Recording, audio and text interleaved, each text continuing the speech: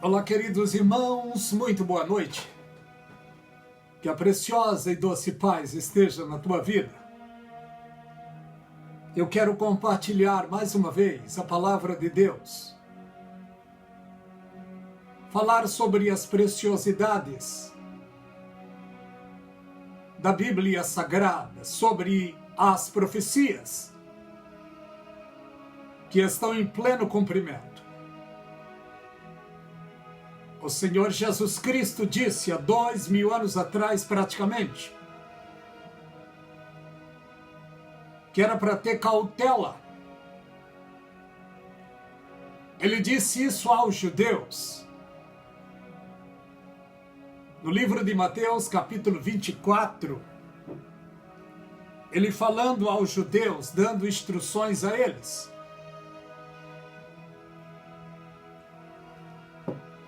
Quando os seus discípulos o chamaram para mostrar a beleza, a estrutura do templo. Mateus 24, vamos ler. O Senhor Jesus Cristo disse para eles: em verdade vos digo, não ficará aqui pedra sobre pedra, sem que seja derribada. Está no livro de Mateus, capítulo 24. Mateus capítulo 24, a preciosa profecia. Os discípulos chamaram o Senhor Jesus para mostrar a estrutura, a fortaleza do templo de Salomão que Herodes tinha reconstruído ou construído novamente. E Jesus Cristo disse para eles: não vede tudo isto? Em verdade vos digo, não ficará aqui pedra sobre pedra, sem que seja derribada. Outro dia, estando ele assentado no Monte das Oliveiras, chegou-se a ele, em particular, os seus discípulos, Pedro, Tiago, João e André, e lhes disseram: Senhor, fala para nós, quando acontecerá estas coisas, que sinal haverá da tua vinda e do fim do mundo? Os discípulos perguntaram uma vez só, mas querendo 3 respostas do Senhor Jesus Cristo. Quando acontecerão estas coisas, que sinal haverá da tua vinda e do fim do mundo? Eu acredito que estas coisas eram exatamente aquilo que o Senhor Jesus Cristo tinha falado a eles: em verdade vos digo que não ficará aqui pedra sobre pedra, sem que seja derribada. Jesus estava falando do templo, ele estava profetizando a eles, falando da queda do templo, que praticamente aconteceu 36 anos, 37 anos depois da sua morte, quando o general Tito entrou e sitiou a cidade, matando milhares e milhares de judeus, saqueando a cidade e derrubando o templo. E Jesus Cristo disse: não ficará aqui pedra sobre pedra. Jesus já estava profetizando que eles iriam garimpar todo o ouro, toda a prata, toda a preciosidade que estava naquela construção. E isso aconteceu 37 anos praticamente depois da morte de Jesus Cristo. E o Senhor Jesus Cristo disse para eles: acautelai-vos para que ninguém vos engane. Porque muitos virão em meu nome dizendo: eu sou o Cristo, e enganarão a muitos. Ouvireis de guerra e rumores de guerra. Olhai, não vos assusteis, porque é necessário que aconteça, mas ainda não é o fim. Jesus Cristo disse: portanto, se levantará nação contra nação, reino contra reino, haverá fome, peste, terremoto em vários lugares. Nós hoje estamos exatamente dentro do versículo 7. Tudo isso que o Senhor Jesus Cristo disse há 2000 anos atrás está se cumprindo de maneira acelerada nos nossos dias. Temos visto nesse tempo guerras, rumores de guerra, terremotos, maremotos, tsunamis, furacões, fogo em várias partes. Temos assistido isso. E Jesus Cristo disse sobre fome e sobre peste. Nós hoje estamos dentro de uma peste. Sempre ouvimos falar de epidemia, mas pandemia é a primeira que vejo, é a primeira que estamos passando. A nossa geração está passando por esta pandemia. Acredito que é um cumprimento do livro de Isaías, capítulo 24. Mas pelo que analiso, queridos, tudo isso são sinais proféticos que estão acontecendo antes do arrebatamento. Pelo que acredito, para o arrebatamento não falta mais nada, isso é pelo que acredito. Mas nós estamos dentro do cumprimento profético. Olha a carestia em que estamos passando nesta nação. Se olharmos para outras nações do mundo, as coisas estão pior. Não conseguiremos entrar dentro de um departamento público se não estendermos a mão ou a testa para tirar as nossas temperaturas. Não podemos entrar em um departamento sem usar máscaras. Graças a Deus, parece que está indo embora este mal. Mas vemos o que está acontecendo pela profecia bíblica. Pois nós, seres humanos, não conseguiremos fugir dos cumprimentos da palavra de Deus. Se estamos em obediência, estamos na palavra de Deus. Se estamos em desobediência, também estamos na palavra de Deus. Porque a Bíblia é sagrada, é a verdade absoluta.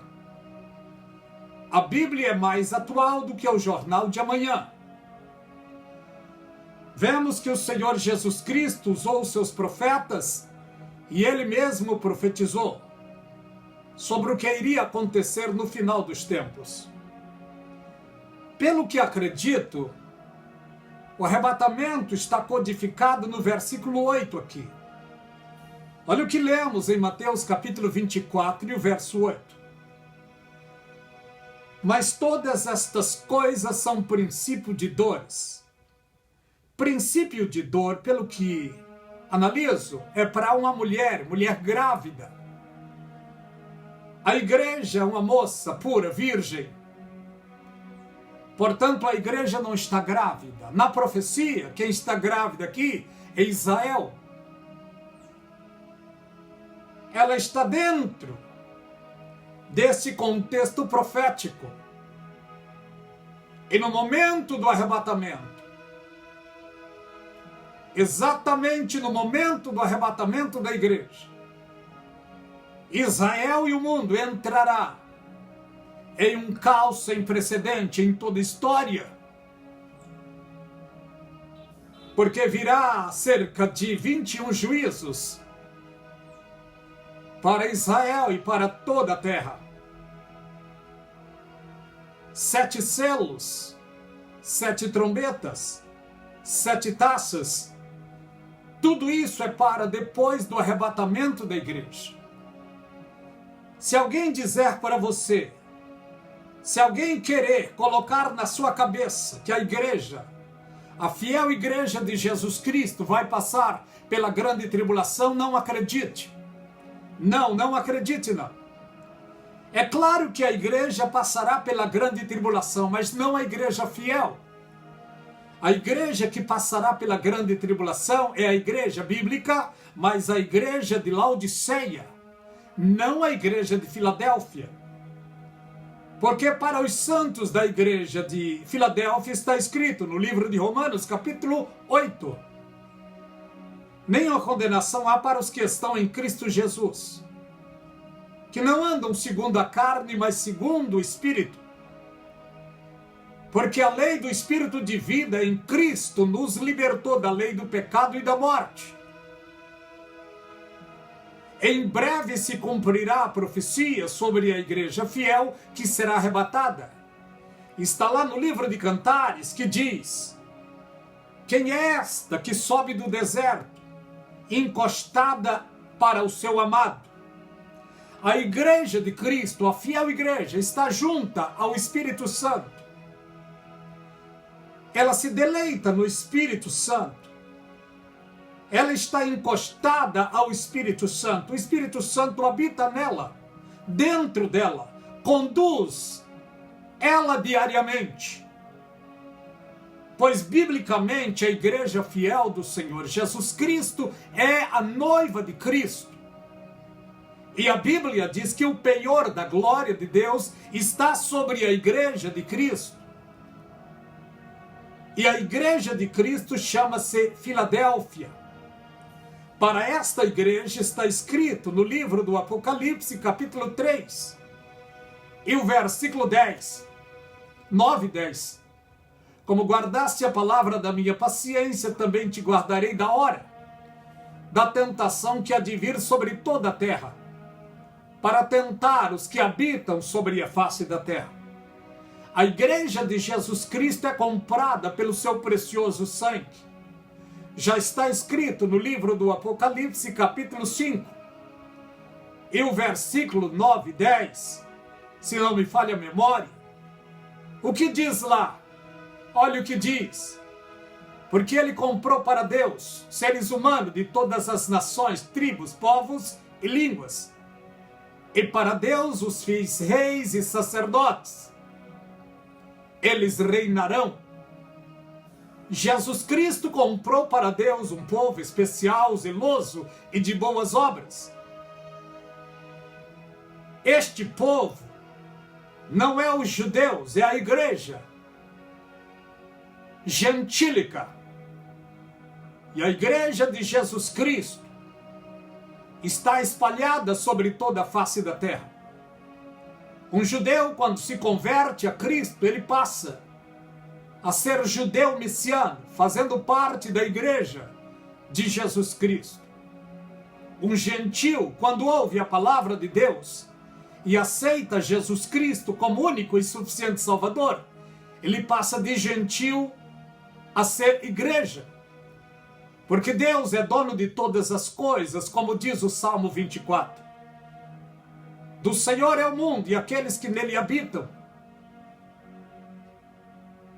Todos os povos são de Deus. Deus tem 3 povos no mundo. Deus tem os gentios, a igreja, e os judeus. Mas para ser arrebatado, precisamos dar crédito à pregação do Evangelho de Cristo e aceitarmos a Jesus Cristo como único e suficiente Salvador da nossa vida. Sendo assim, judeus, gentios, são um só, igreja de Jesus Cristo. E a Bíblia diz que a igreja de Jesus é o corpo de Cristo que está em toda a terra. E o Espírito Santo é quem move o corpo de Cristo na terra. É impossível o arrebatamento acontecer e o Espírito Santo subir sozinho. Não, ele não vai sozinho. Ele vai levar o corpo de Cristo. E o corpo de Cristo é a igreja de Filadélfia. Olha o que vemos pela palavra de Deus também. No momento do arrebatamento, isso é um pensamento meu. Não quero amedrontar ninguém com isso que vou dizer. No tempo em que estamos vivendo hoje, em especial no Brasil, mais de 500 mil de pessoas já partiram por causa desta pandemia. Em todo o mundo, alguns milhões já partiram. Mas em um só momento, no momento do arrebatamento, pelo que penso, o que vou dizer aqui é o que penso. Em um só momento, depois do arrebatamento, o mundo entrará em um caos sem precedente. Em toda a terra haverá desespero, desolação, tristeza, depressão, o pânico generalizado em toda a terra. Por quê? Porque o arrebatamento trará a este mundo desgraça. Mas para a igreja fiel de Jesus Cristo é o dia glorioso, porque ela será levada para a glória de Deus.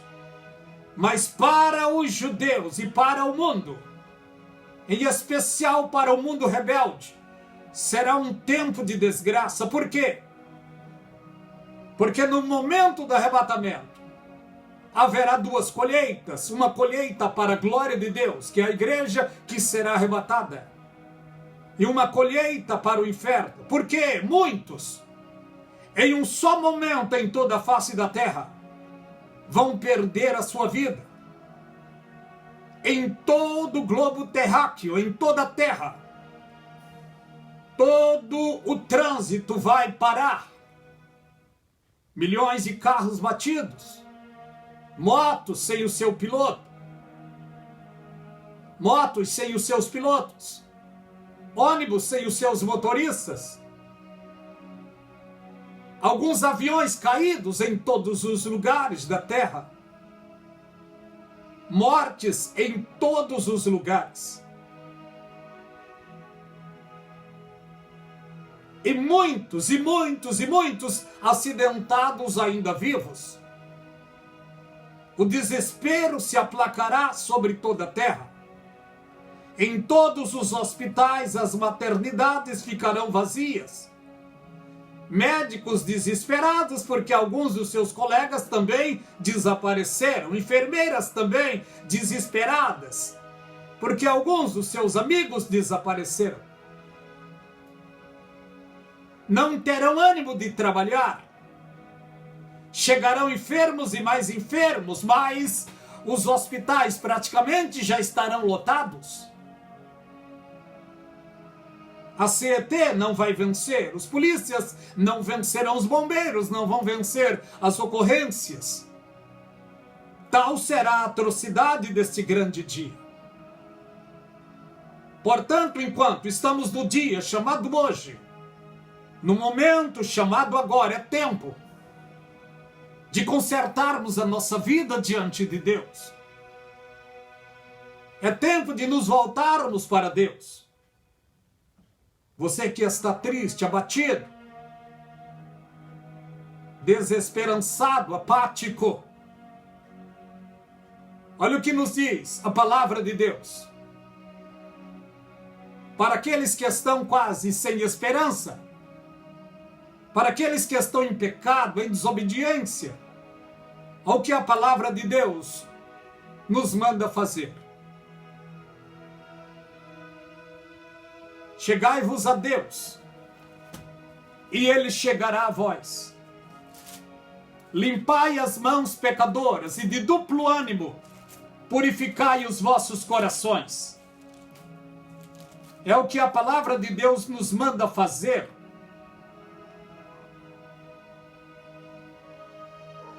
Não me lembro se é no livro de Gálatas ou Tiago, capítulo 4, verso 8. Chegai-vos a Deus, e Ele chegará a vós. Limpai as mãos pecadoras, e de duplo ânimo purificai os vossos corações. Senti as vossas misérias. Lamentai e chorai, convertei o vosso riso em planto. Esse é o conselho da palavra de Deus. A Bíblia é clara quando diz: perto está o Senhor daqueles que têm o coração quebrantado e contrito.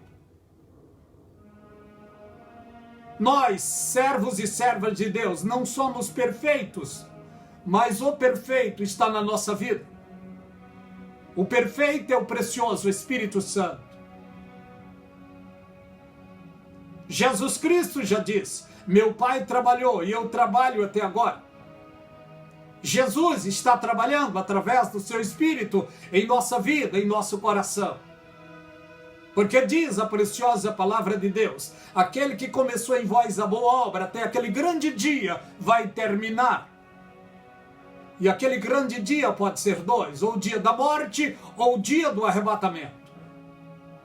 Jesus Cristo já disse, aquele que vive e crê em mim nunca morrerá. O Senhor Jesus, antes de ir para a glória, ele deixou as demonstrações para a sua igreja fiel.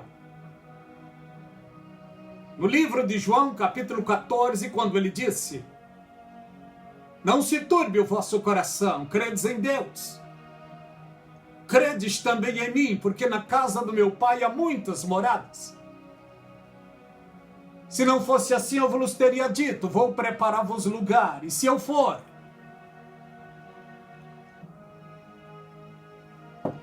e vos preparar, virei outra vez e vos levarei para mim mesmo, para que onde eu esteja, estejai vós também. Mesmo vós sabeis para onde eu vou e conheceis o caminho. Tomé disse, Senhor, nós não sabemos para onde o Senhor vai. Como podemos saber o caminho? Jesus Cristo disse, eu sou o caminho, a verdade e a vida. Ninguém veio ao Pai a não ser por mim. Meu amigo e minha amiga, entre Deus e você, Jesus Cristo é a ponte.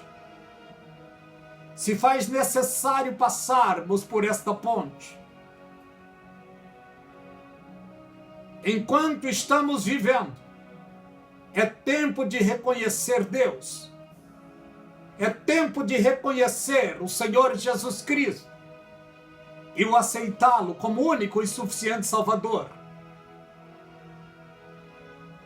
de nossa vida.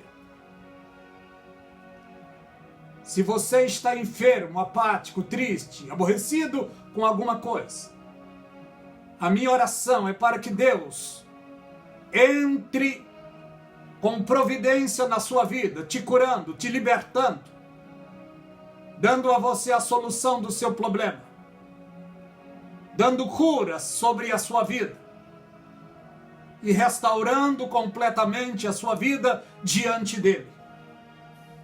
Graça e paz da parte de Deus e da do Senhor Jesus Cristo seja sobre você e sobre toda a sua família.